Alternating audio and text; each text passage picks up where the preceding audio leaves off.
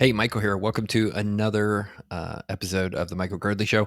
I was joined this week by my new buddy, Kyle O Hehir, who is actually out of Connecticut and runs a lending and real estate business that he has bought dozens, if not more, different units of real estate with his own money and partners' money, and really pretty inspiring, high energy guy that I met on Twitter. So he's been pretty quiet on Twitter because he's been really busy lately, but came in. We talked a lot about his story, leaving the hedge fund world, becoming a real estate investor, buying a property sight unseen in Savanah, Georgia, having it turn out to be a huge home run, and then parlaying that into a bunch of additional units that he's bought.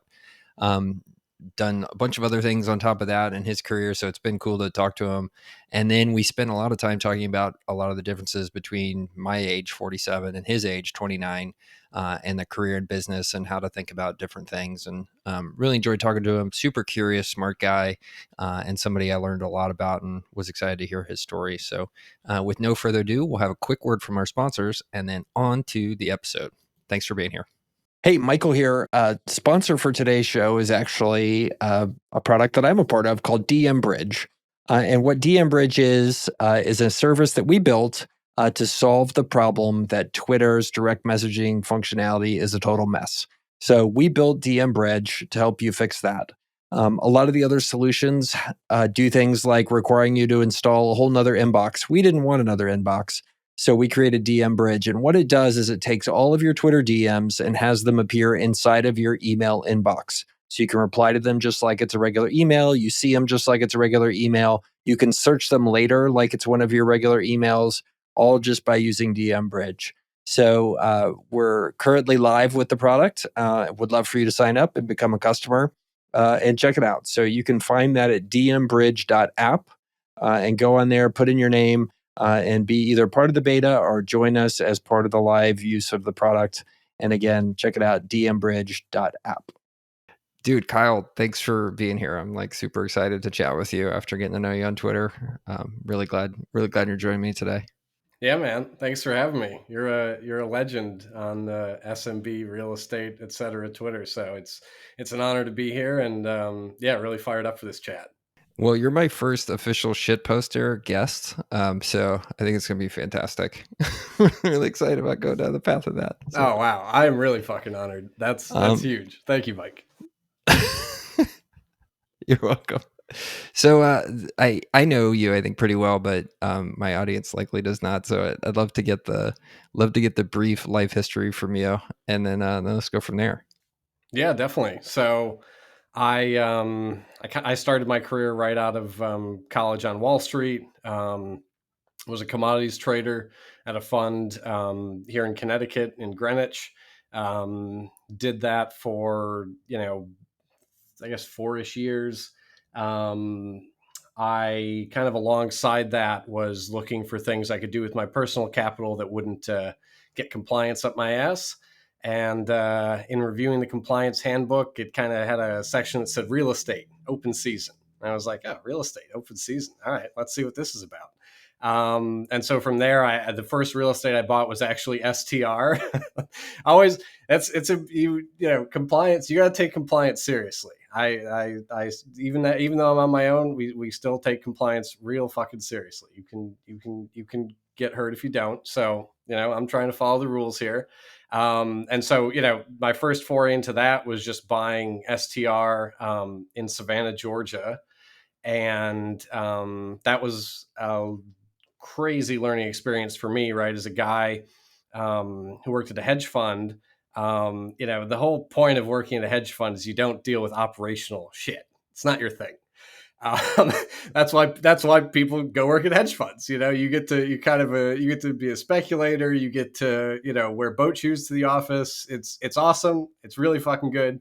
But you don't get your hands dirty, right? That's the whole allure of the thing. And so, me like an idiot, I was like, why don't I get my hands dirty? And so I did, and quickly found out that, Main Street is not like Wall Street. But I liked it. I liked it a lot. In particular, I was a huge fan of the feedback loops, right? I would do something dumb, or, my team would do something dumb, and immediately I would get kicked in the ass. and I would have to figure out how to be smarter the next time, right? Whereas public markets, you don't have such a tight causal feedback loop, right? You might have, as an example, right? So my desk was the fund I was at. 20% of the front office gets canned every year. So in 2018, I was in the 20%. My desk was, and that year, right, the Trump tariff stuff happened, and we got ran over on some things that in the absence of that nonsense, we probably would have done all right on. Right. So to me, private markets, there's this really tight causal feedback loop, which I loved. Right. And so from there, I was like, all right, one of the things that I found challenging about the Savanah stuff was that, operationally it was pretty high touch, and I wanted to do something, you know, I want to do something sort of closer to home that I have more control over. So in 2017, I started buying real estate in Connecticut with an emphasis on affordable housing. So, buying in areas that were distressed, renting to folks on HCVs, housing choice vouchers from Section 8.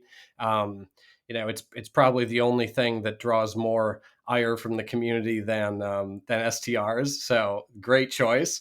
And so today, that piece of the business is about 300 units. As sort of an extension of that, I got into buying bad loans from local and community lenders and foreclosing on, slumlords who'd sort of run some of these assets into the ground. And then, branching off from the credit investing, I got into actual, just straight up originations, right? So we do $10 million a month today of origination to, basically guys who were kind of like me back in the day, right? Equity side real estate investors who are looking to do some kind of a portfolio assemblage kind of thing. And that's kind of the story sort of start to finish. Yeah. So you're working at the hedge fund desk, and you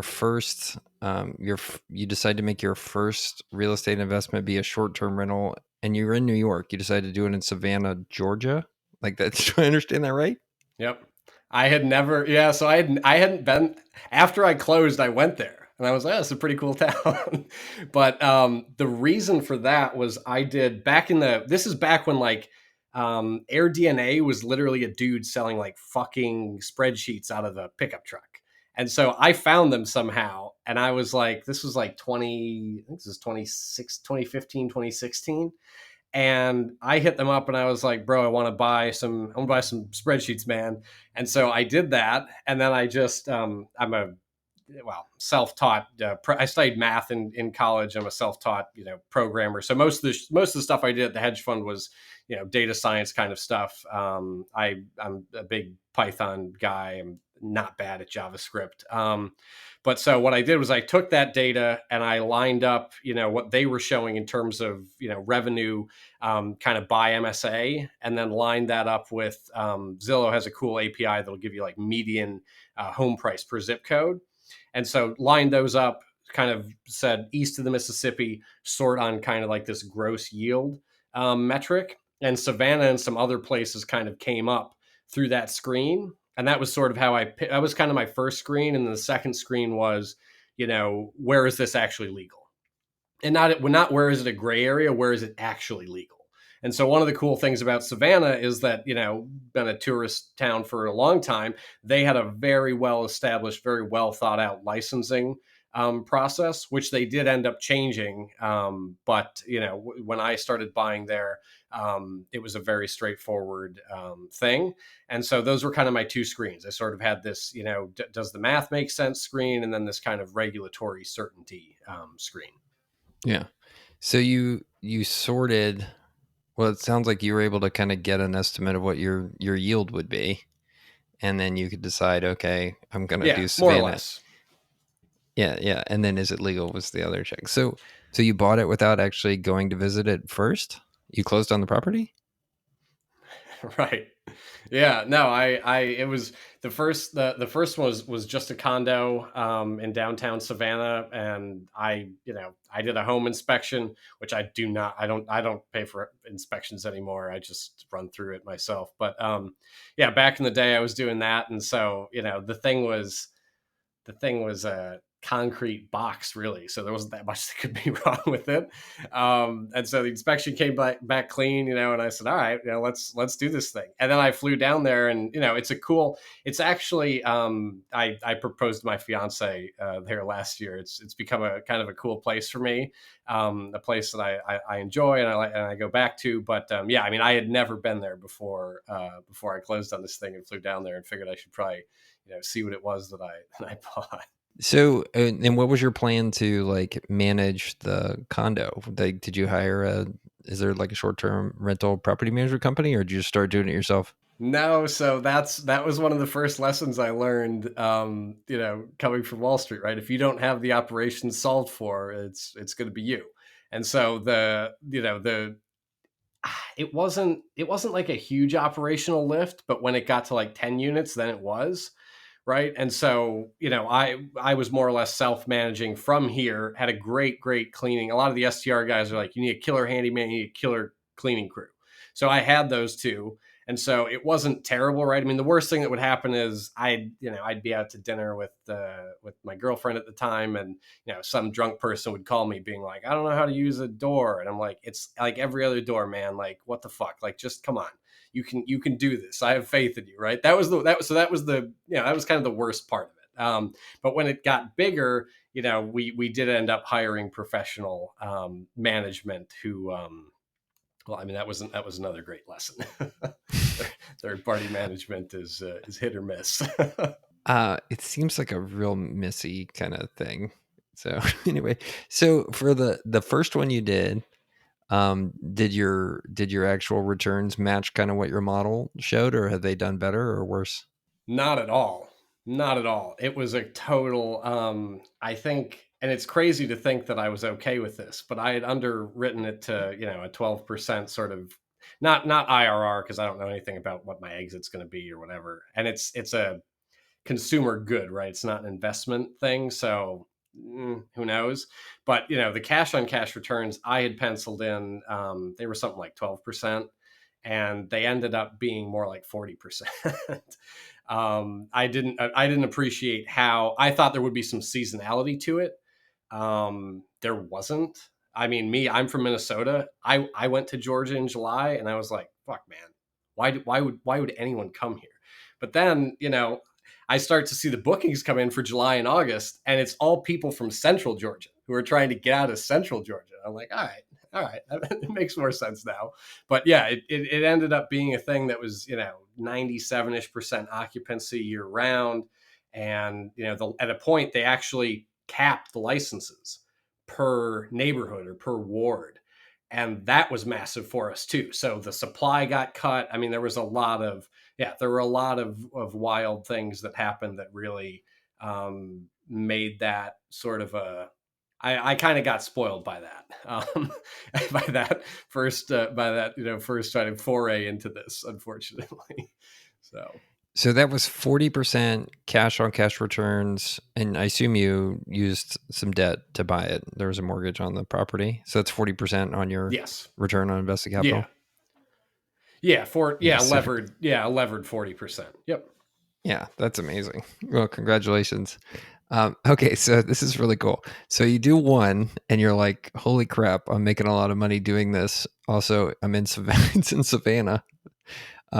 By the way, at what point did you get there and you're like, these people all talk so slowly? Like, has that ever struck you as? So I had a local lender. Honestly, every one of the closings, I was like, I'm going to kill all of you. I cannot believe. I mean, it was for me as like a Yank and the guy in the Northeast. I mean, like there were multiple points where I was like, I don't understand this. How are you people in the same fucking country as me? This is nuts. But I got accustomed to it, and I like to think that they got accustomed to me. I mean, it took some it took a couple of yelly sort of phone calls, but no, I think at a point we kind of we came to an understanding of sorts. Yeah, we owned some property in Alabama once, and I dealt with a broker there, and literally he talked so slowly that I would do emails in between my opportunity to talk when I was on the phone, because it would take 3 minutes to say, like, how's it going? And, a normal person's like, hey, what's up? Great. How was your weekend? Great. Okay, go. And we move on. Right. That was 3 to 4 minutes of him talking. And eventually I was just like, oh, I know how to deal with this. I have to multitask. That's the only way to get through it, because they just talk so slowly. It was just So, unbelievable. so my my favorite kind of cultural Southern clash story. I had bought a mixed use building, and I needed my resi broker, wasn't really going to be much help leasing the commercial space. I said, that's fine. I'll find a commercial broker. So someone gave me a rec. She seemed to have her shit really together. And then, we're kind of like 3 months into the thing, 6 months into the thing. And I'm like, hey, I don't even remember what her name was, but I was like, hey, what's going on with this? And at like month 6, she's like, yeah, I lost my CoStar login, so I haven't had a chance to list it. And I'm like, lady, are you fucking kidding me? We're 6 months into the into the listing agreement. You haven't listed it? No wonder we haven't gotten any fucking calls. And so that was one of the ones where I was just like, damn, this is a different world. This is not New York. This is not New England. This is something else. So yeah. So you said you were from Minnesota originally. Did I hear that right? Yeah. Yep. I'm from the Twin Cities. So at what point did you make the transition from decidedly not being a Midwestern person anymore to being very New York? I don't mean this as an insult, but like why do you say that? your whole vibe and everything is like New York. It's a vibe Yeah, thing. exactly. That's what you mean. Yeah. Well, I mean, if you told me you were New York, if you told me you were New York or Philadelphia, I'd be like, yeah, okay, yeah, totally. You're not angry enough to be Boston. So, That's great. but yeah, at what point did you make the transition to full New Yorker? That's a good question. Honestly, it was probably in college. Yeah. So like I tweeted a bit of this story at one point, but I went to a state school, and it became clear pretty quickly that what I wanted to do was not something that people from that school did typically. And so I just got really really aggressive about it, right? So I mean, I was hopping on. I went to Maryland College Park, and so I was hopping on the mega bus out of DC to New York on like a Thursday, skipping class Thursday, Friday, doing that. Coming back sort of Saturday morning, right, sleeping on a buddy's floor, so that I could meet some of the people who did end up going into Wall Street out of Maryland. And I think that was kind of the time where I sort of had to make the shift, right, from sort of reserved Midwest, inoffensive, very very nice, to like, all right, if I want to fucking do this, like, I really have to do it. So that was probably when I still identify as Minnesotan and Midwest and whatever, and the people are great. I mean, I love the people, but yeah, I think you're right. That was probably the breaking point for me. Was in college. Super cool. Yeah. No, I mean, look, I appreciate both. I love going to Minnesota too, and the people are just like, I can't even do the accent, but they're just like, hey, we go to the lake on the weekends. So chill. Don't you know, And they're Michael? so Want nice. to go to the lake? We'll go up to the lake. Hey, hey, we're gonna go to the lake. Anyway, okay. So how do you go from one basically YOLO investment in Savanah, and then you get fired from the hedge fund desk, right? When it's rank and yank, and then so what's next? What do you do for number like 2, 3, and 4? How do you keep going? Yeah, so we had got the thing to about I think it was probably 8 when my desk got the axe. And at that point, I was like, well, it's not anomalous for the style fund I was at, right? I was at a multi-strategy fund. I think they're probably $40 billion at this point, and so they're doing a bunch of different shit, right?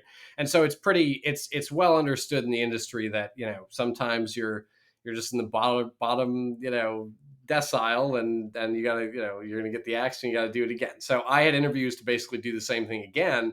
at point 72, tutor some of these kinds of operations. And I had 2 months of kind of non-compete I had to burn through. And some of my crazier friends, God bless them, said, you know, why don't you just do this other shit? Like, you seem to really enjoy this other shit. And so I had time, I had kind of this transitional period where I had gotten the stuff in Savanah to somewhere between 8 and 10 units. And that's actually when they made the regulatory shift and capped the licenses. So it wasn't really feasible to do more of that.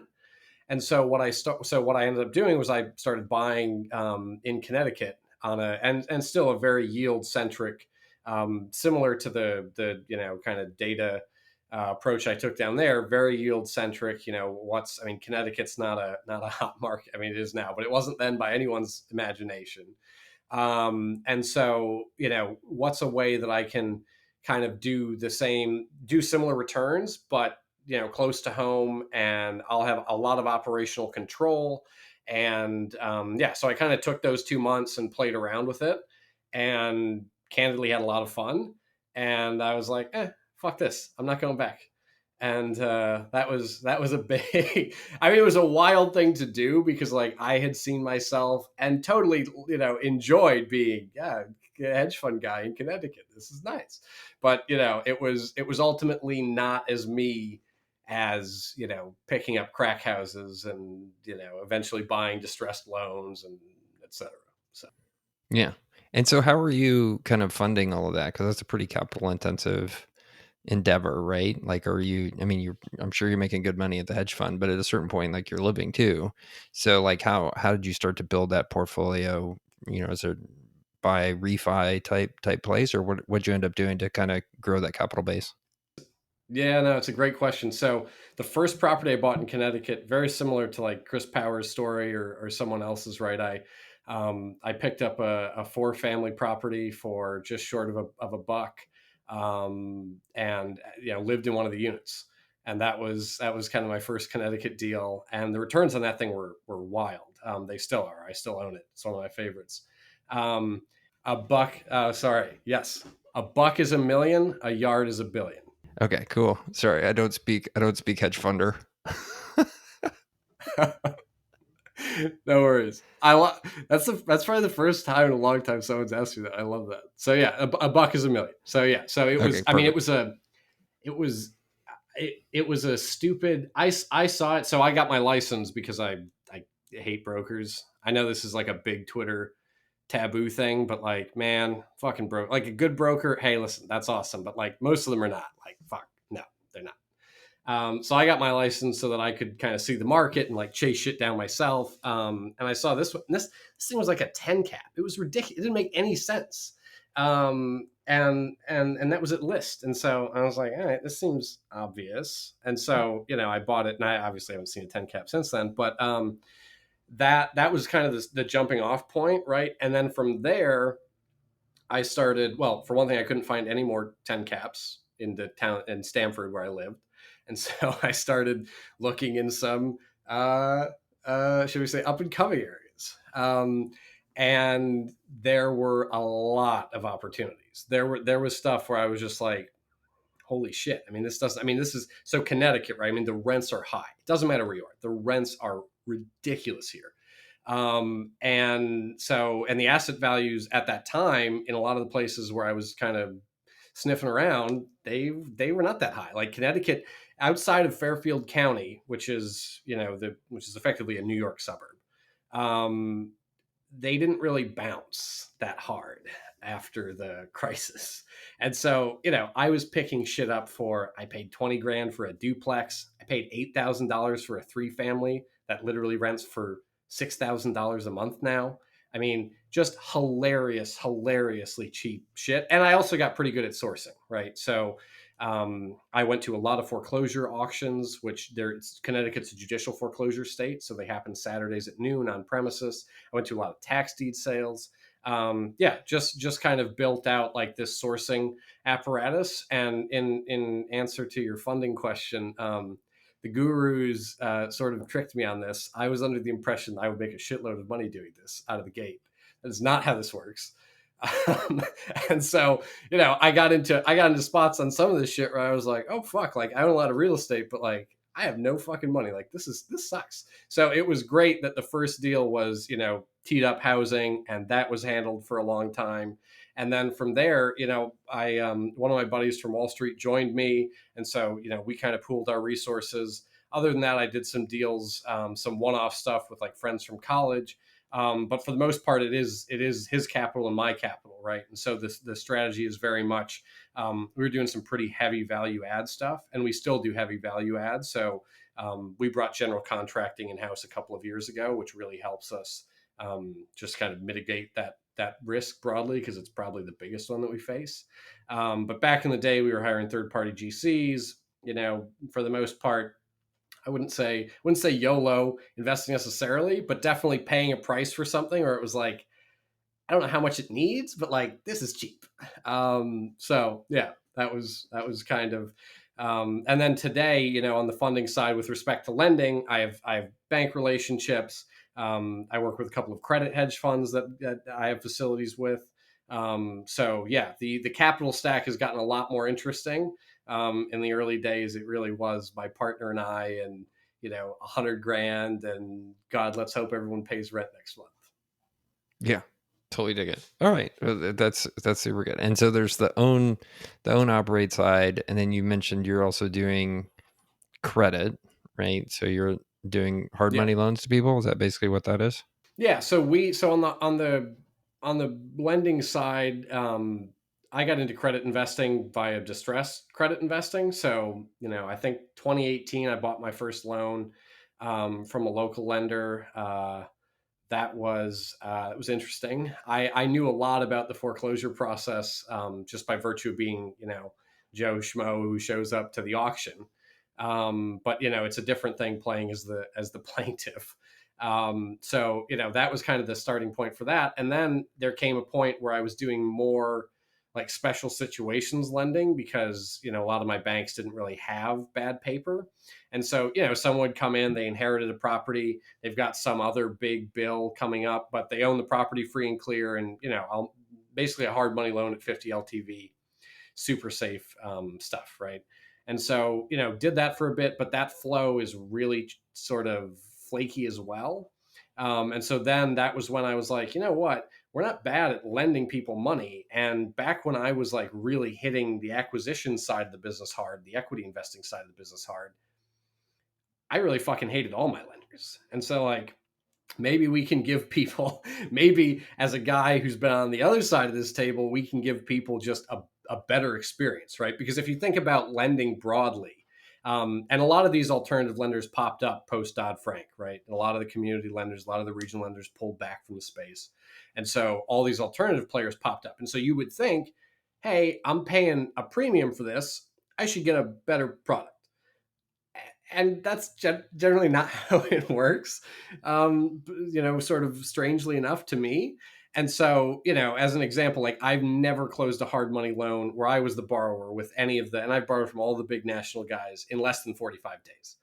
And to me, that just seems wild. Like if you're not looking at my tax returns and you're really just doing kind of an asset FICO underwrite, how does that take 45 days? It's fucking crazy. And so as an example, right? Last quarter, I closed a guy's loan in 4 days, right? And so it's turning on its head the idea that, and the reason they do it like that is because their ultimate client is capital markets. Their client is not the borrower. They couldn't give less of a shit about the borrower. Don't care. It's just if you don't do the loan with us, some other dickhead will do it, and we'll sell it to Wall Street, and fuck you. We don't care. So we're kind of turning the thing on its head and saying, and a lot of finance is like this, right? If you ask someone in finance, finance loves its acronyms. No one in finance knows what NPS is. No one knows. No one gives a fuck. Doesn't matter, right? Because you need it. You need money. You need a bank account. You need all this shit. So they don't care, right? And so our entire model has been from the beginning, what happened if we said, let's make this not suck for who we think the actual client is, i.e. the borrower. Yeah, I like it. I like it.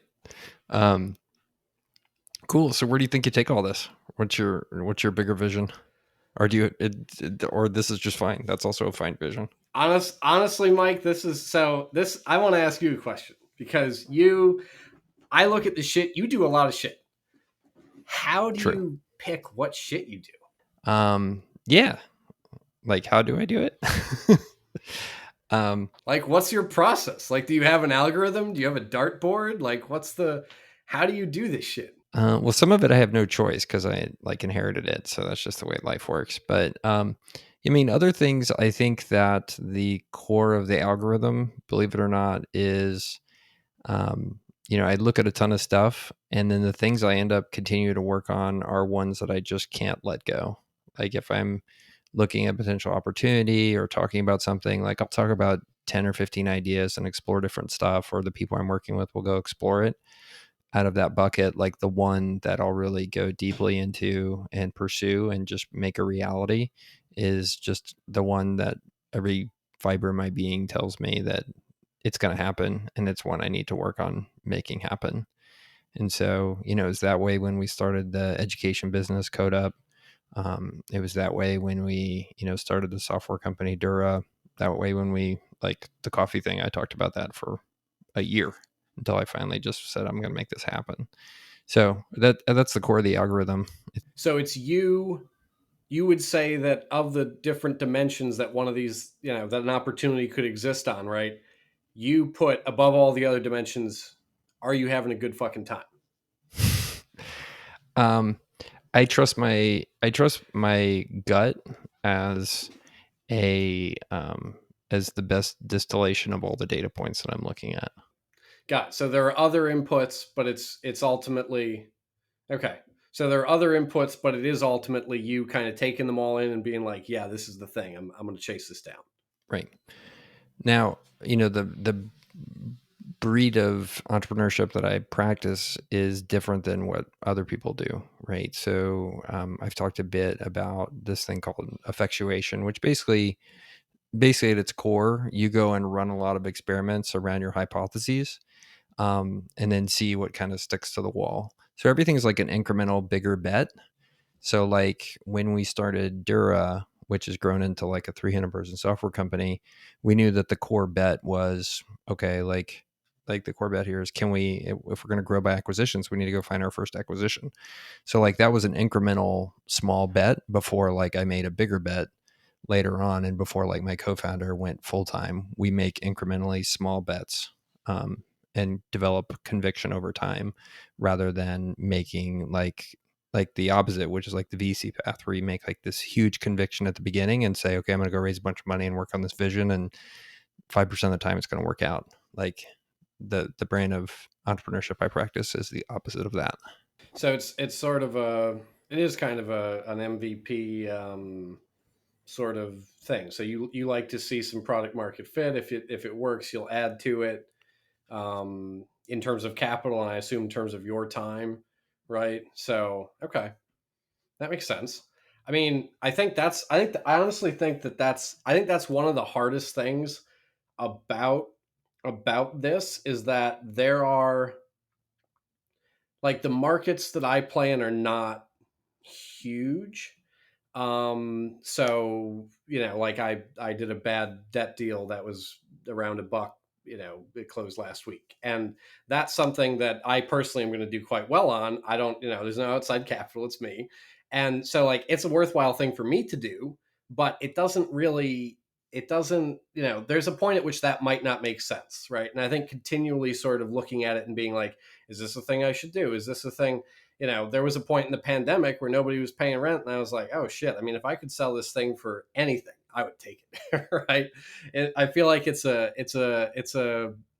evolving thing, and trying to figure out, what you do in particular on the time front, right?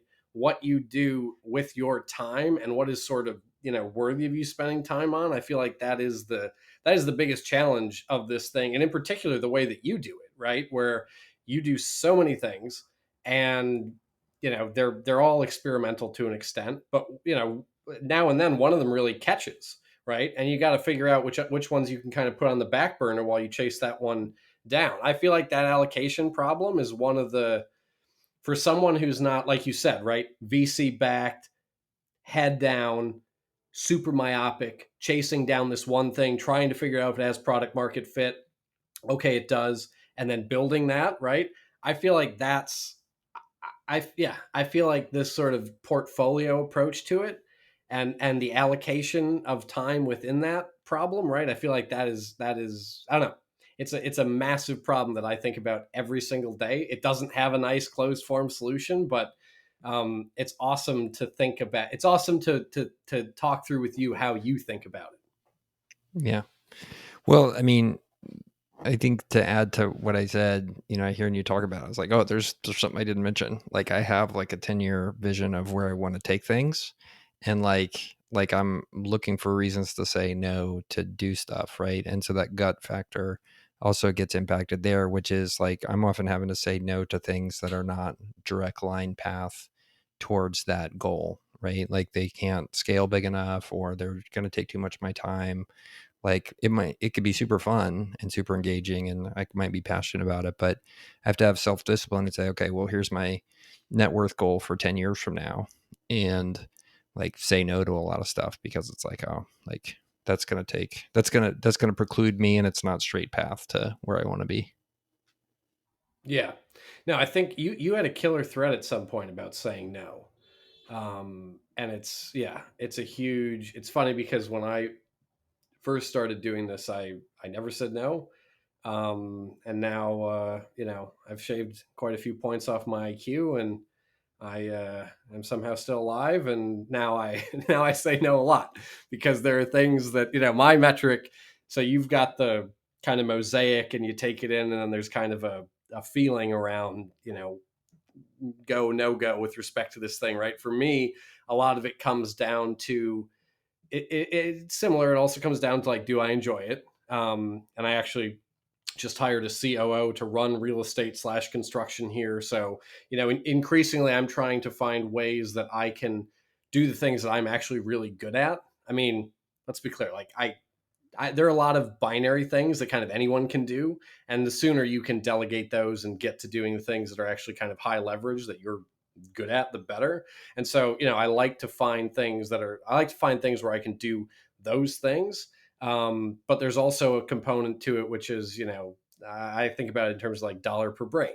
Like, how badly is this going to hurt my head doing this? And I've found that, that's another big thing coming from Wall Street that you don't appreciate until you get here, which is that the fucking spreadsheet can say whatever. The spreadsheet can say anything. But it's not even that the numbers are going to stray from that reality. It's that there's things that are not in the spreadsheet that are going to hurt you way fucking worse than the numbers missing. And if you don't think about those things and try to anticipate them, you're going to be on the receiving end of a lot of bullshit. And do you want that? Right? Do you want that? I mean, I think it's funny because I'm at a place where, I mean, if I did this again, I probably wouldn't have built the affordable housing portfolio because I would be like, it seems too hard. Do I really want to deal with, some homeless dude starting a fire in one of my buildings in January to stay warm? Not really. That sounds terrible. But now that the infrastructure is there, now that the infrastructure is there and my team is accustomed to shit like that, right? It's like, all right, I'm kind of stuck. Like I kind of have to do more of this. So no, that allocation problem I think is so interesting because it is so multifaceted, and it's always changing. It's just always. Right. Yeah. I mean, I'm a huge believer that the really tough kind of multivariate and kind of indeterminate decisions like that, like especially when you only have, you have 50% of the information, you can't predict the future, there's 80 different variables you have to consider. Like your subconscious in your brain is actually really good at distilling those down into the right answer. And I think people make a mistake in trying to, especially where their personal life goes, like try to be rational about that and try to use your top tier brain to solve that stuff because it's just beyond our cognition. So I just learned to really trust that stuff. So anyway, soapbox of why I make the decisions around that stuff the way I do. Well, here's something I want to get to. You said you have a 10-year plan. I think I remember you had a thread about planning, right? Mm-hmm. And you definitely had something in the thread, and this is kind of my beef with planning. So like I used to be a huge planning guy. I used to be like, oh shit, I'm doing this now. I want to be doing this, especially in college, because when you're in college, the especially for what I wanted to do, it was a very, very cut and dry path, right? You say, all right, if this is going well, I'm going to be here at this point in time. If it's going like shit, I'm going to be here.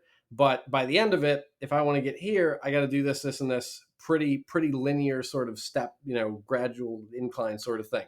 So, with respect to a 10-year plan, I mean, that is one of the things that like me getting out and doing this shit, I mean, I might have a year plan, pretty loose year plan, but like 10, I can't imagine that. So I mean, and I think one of the things that's most challenging for me about something like that is that I know, it's T0, I know at T12, T24, T36, I'm going to have learned a lot of shit that I don't know today, right? Future Kyle, hopefully, is smarter than current Kyle, hopefully.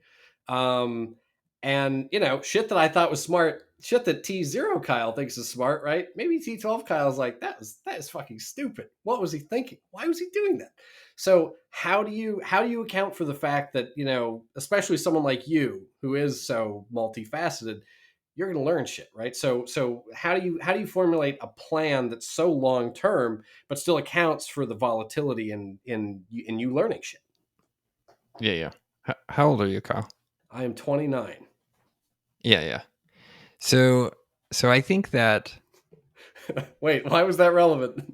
no, I think it's well. I'm going to try to make a point here. I'm trying to make a point. Sorry. Um, so I think that you are. I think you are pursuing, in my opinion, the optimal path for high achievers, especially in entrepreneurship. Right? Like you go out and you try a bunch of stuff. You play jazz, right? In a world of people that want to play Bach, and like you go out and just try a bunch of stuff, right? And you're doing that, like you're doing it with the lending, you're doing it with the affordable housing, like you're doing it with the STRs, like that is totally normal. Like, and I think that's great. Like, I think you're doing it the right way, and I think you're totally right on to feel like you're still learning so much, and that you haven't seen a lot of what's out there in the world, like, and that it's premature to go and develop those kind of decade long plans or whatever. Like at my stage in life, like I'm to the point now where I mean I'm almost 20 years older than you, and that's 20 years being an adult, and then I'm well into middle age now, and it's a situation where like by this point like I've experienced like a ton of things. Like I know I don't like the beach very much like because I've been to the beach a lot. I like to go to the mountains, like, but that kind of stuff like I didn't know those things when I was in my 20s. And the same thing applies to kind of the professional side of stuff. And to where like I think it's okay for you right now to be saying like I can't really, there's so much like kind of blank space that you haven't seen because you're still in that process of getting exposed to so many things, both externally and internally. Externally seeing the things in the world, and then internally like understanding who you really are, because we're all wired very differently, but it takes us time to get to know ourselves through observation.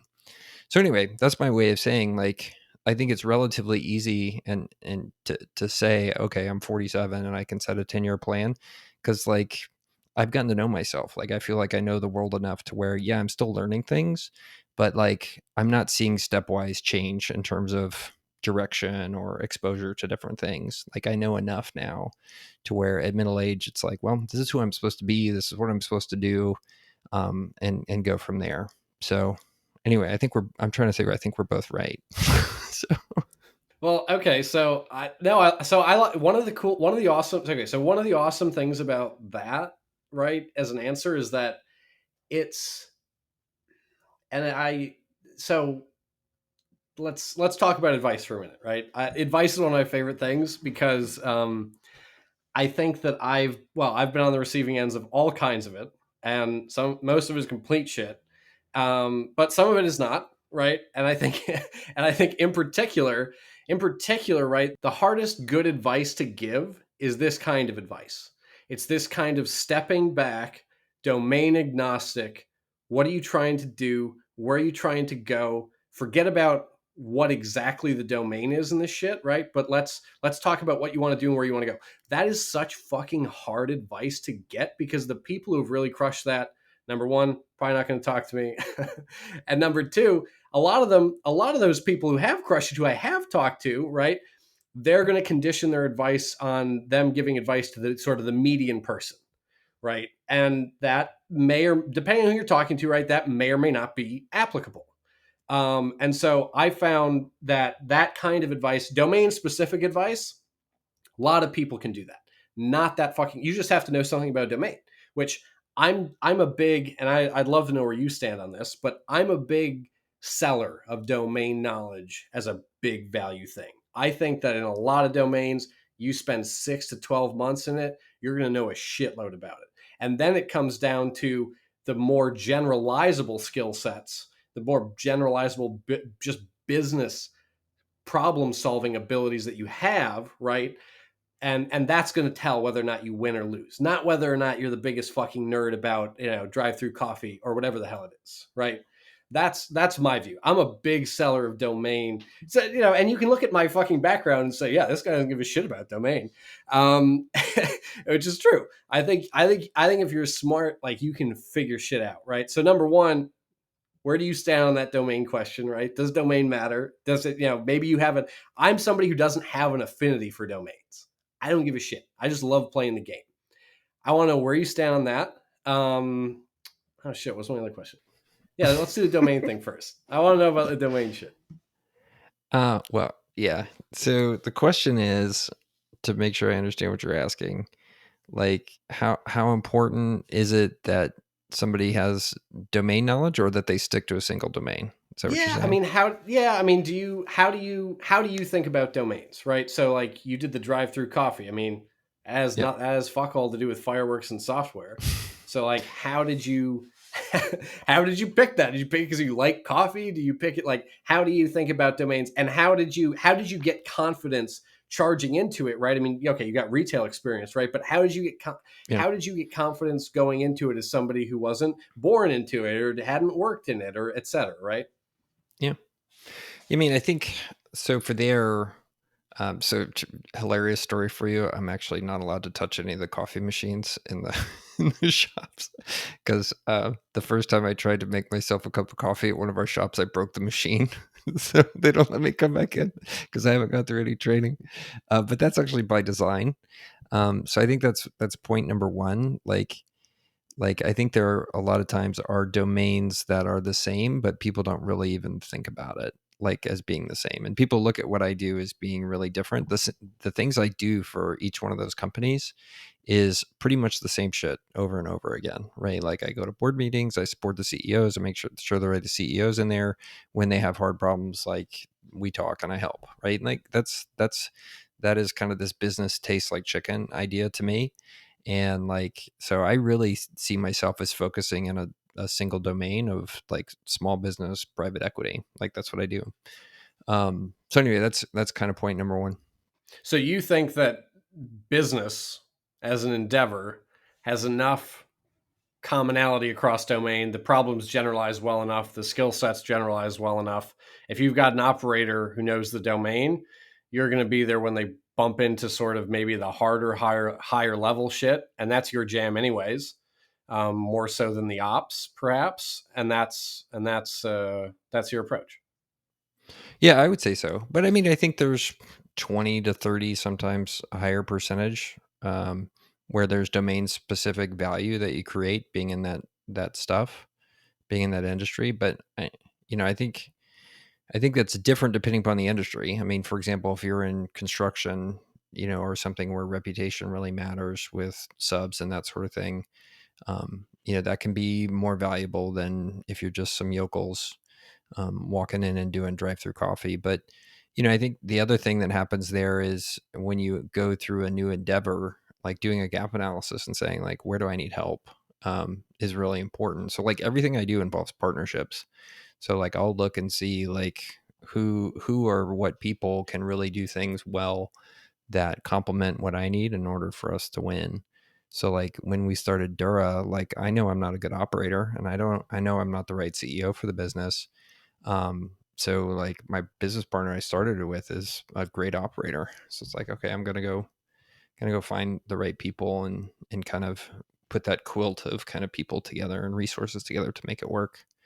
Um, but no, I mean, I agree with you a lot. I think that domain is like super important, but to some extent it's easily hacked and commoditized where like, if you're smart and you care, you can be pretty good about learning some stuff really quickly. The core stuff of what business is like is pretty similar across all businesses of a certain size and type. So that's my experience, at least. Yeah.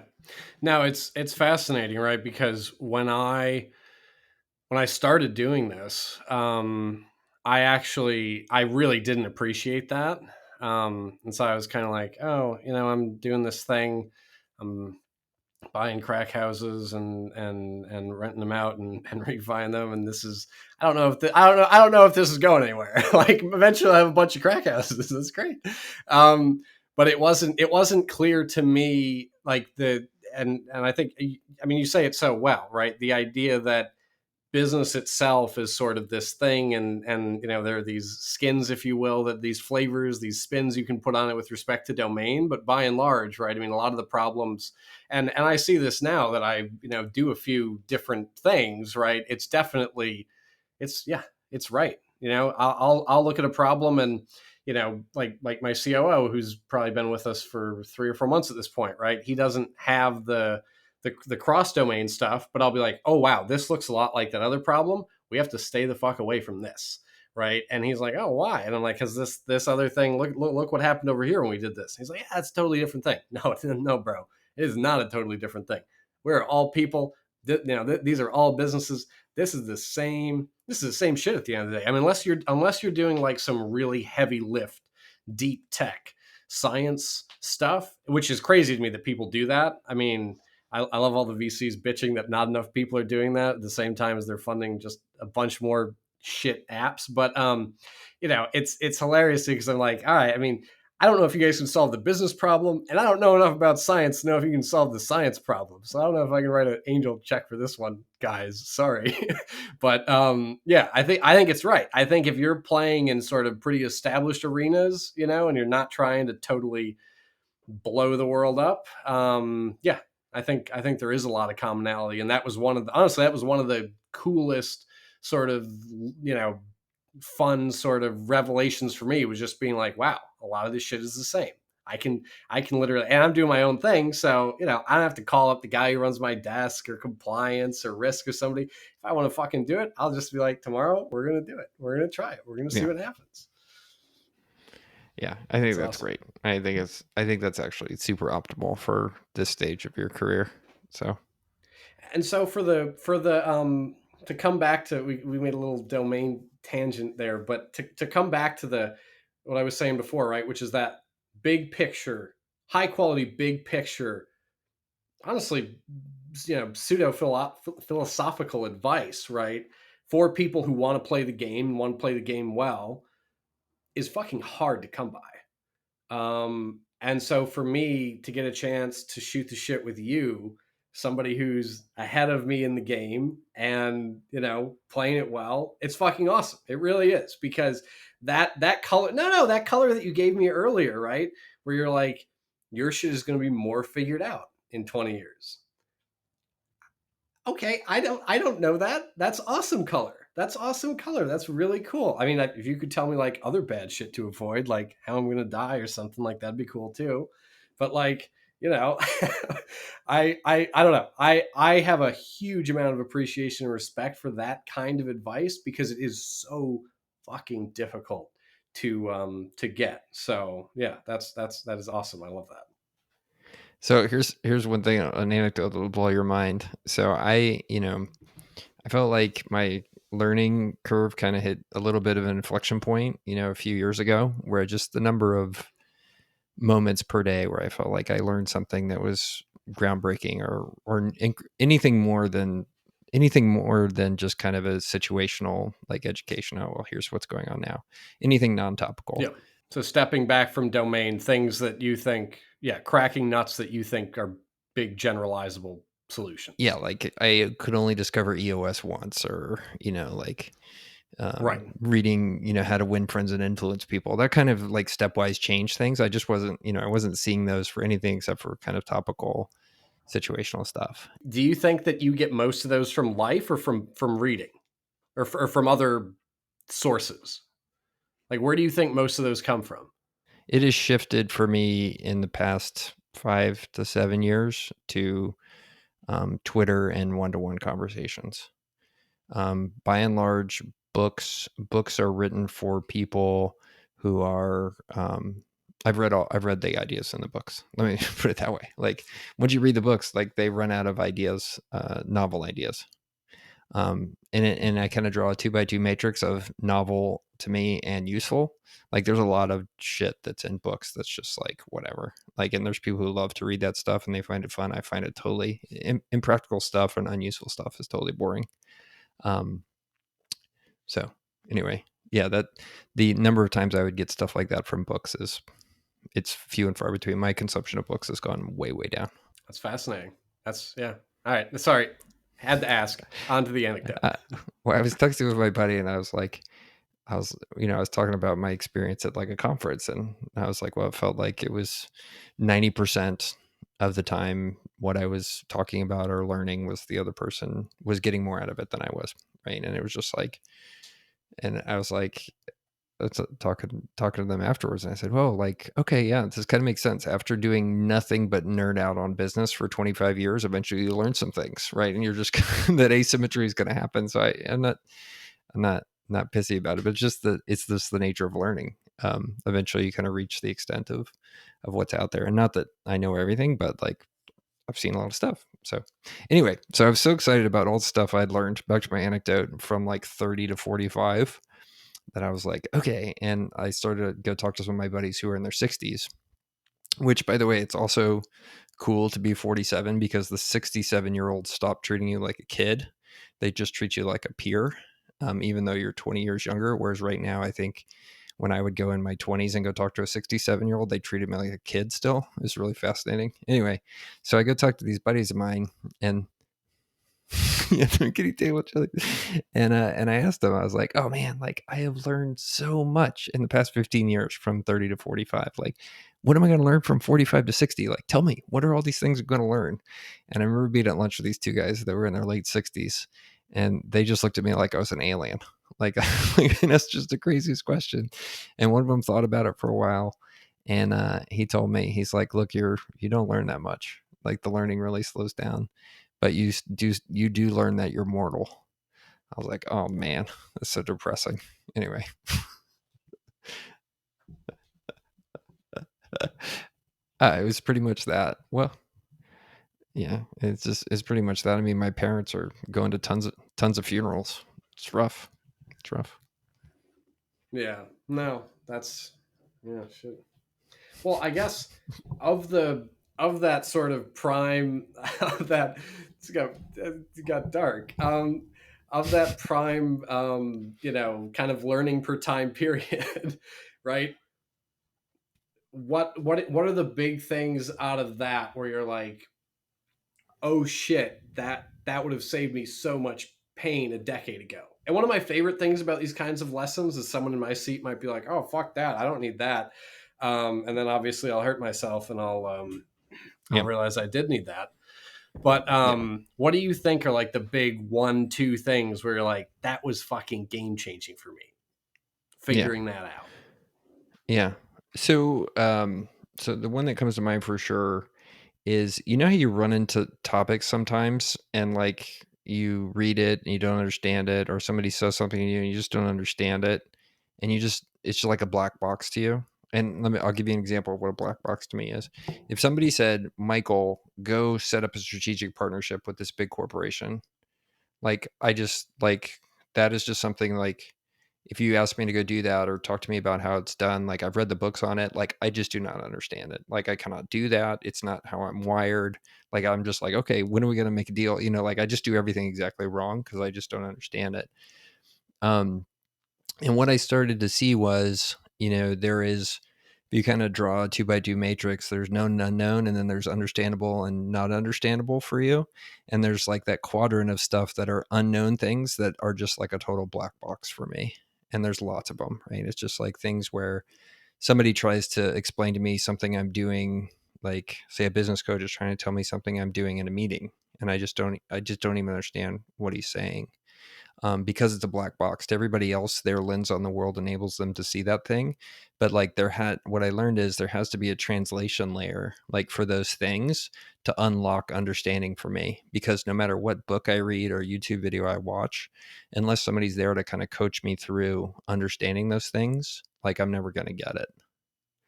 And so there's lots of those things where you'll see CEOs, for example, who do things to piss off their employees. They have no idea they're doing it, right?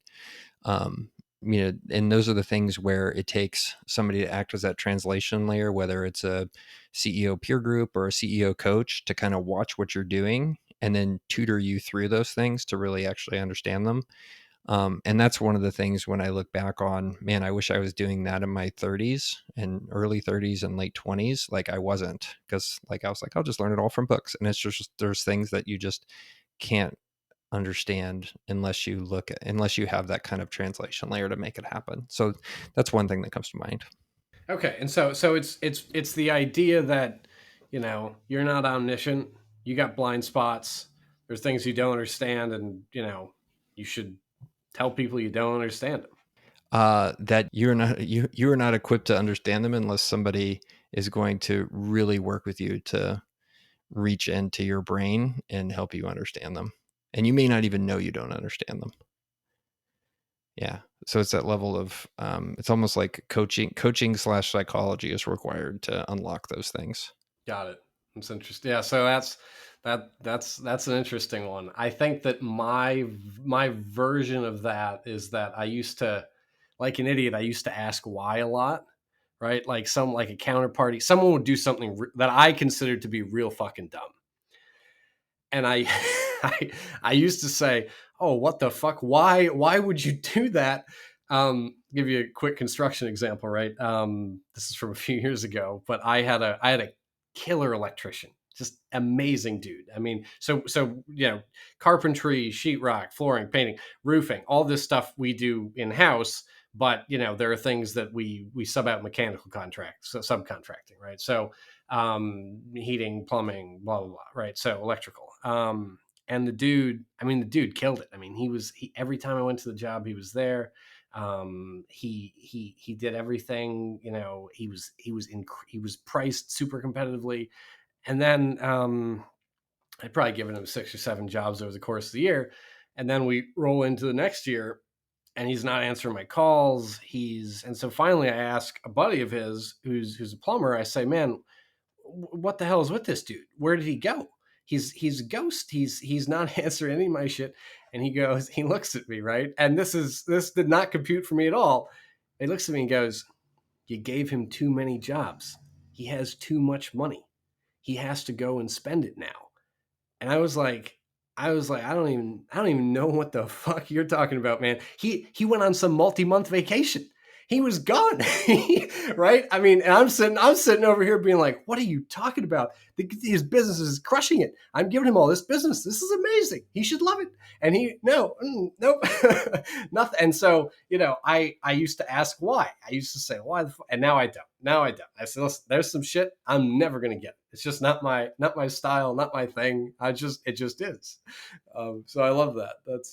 So yeah, I feel you on the translation layer. I think one of the big one of the biggest differences, and I think just culture shocks for someone coming from Wall Street, which, let's be candid, Wall Street's a bunch of type A aggressive douchebags broadly, and coming from that world into the real world, let's be honest. Yeah, no, it's shocking because you step back and you go, listen, I actually have no fucking idea what animates people. I mean, why do people do this shit? And you just have to look yourself in the mirror and be like, I don't know.